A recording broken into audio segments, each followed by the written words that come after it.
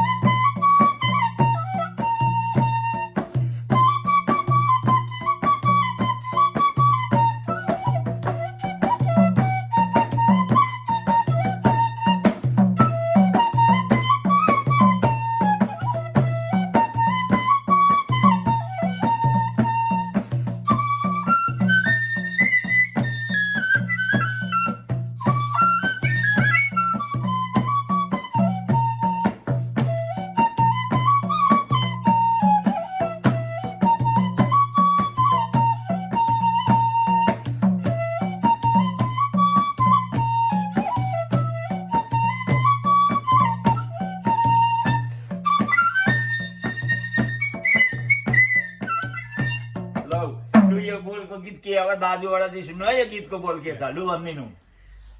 माइतबाट घर जाँदा कोसेलीको भारी, जानै पछि लानु पर्ने बेग्लै पोका पारी, त्यति पनि नलगे त बस्नु खानु हुन्न, सासु भन्छन् उफ्रिँदै त घोडा छुन दिन्न, यस्तो थिति कसले बसायो त्यो मोरलाई लैजाउन् बाँधेर। यो चाहिँ राणाकालीनको बेलाको